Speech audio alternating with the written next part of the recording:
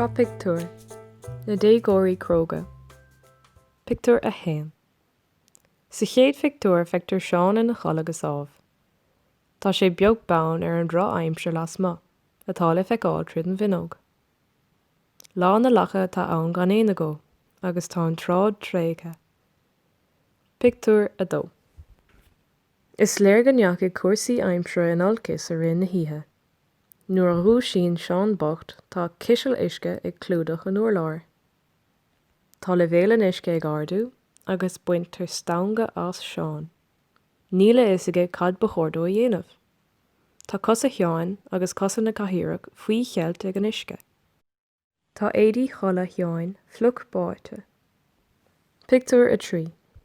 Déanann Seán tréiníocht éalú an tach, ach tá an doras tosaigh gramathe de dheasca an uisce. Cléanann Seán amach leacht na fhuinóige, agus tosíonn sé ag bécéal in áir de chéana sa ratha. Tá sé géirigh airde a tharraingt ar éin. Tá an tá leis. Cloiseann beirt Déagóir ag scradíal. Tá siad suite ar bhalla os cóirteach Sheáin. Pictiúr a ceathair. Chruiníonn an bheirt a misneach, agus chuileann siad tríd an uisce i dtreo Sheáin. Chomh luath is a thruiseann siad Seán, chuireann Cailín, Caitríona, fis ar na seirbhísí éigeandála.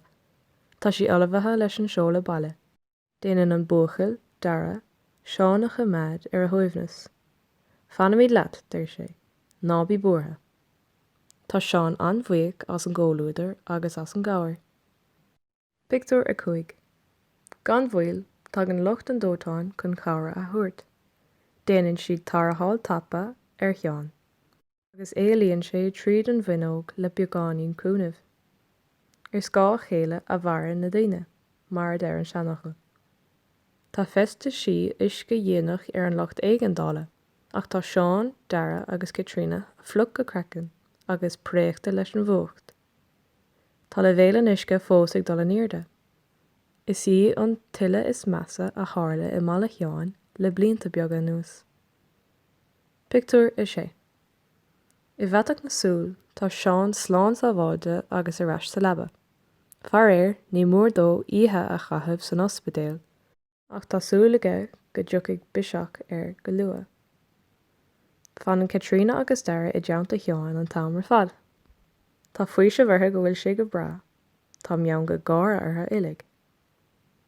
Gabhann Seán míle buíochas leo agus maiseann sé gur Déagóirí Cróga iad. Tá nára artha, agus geallann siad nach raibh fibre bit ag buint leis.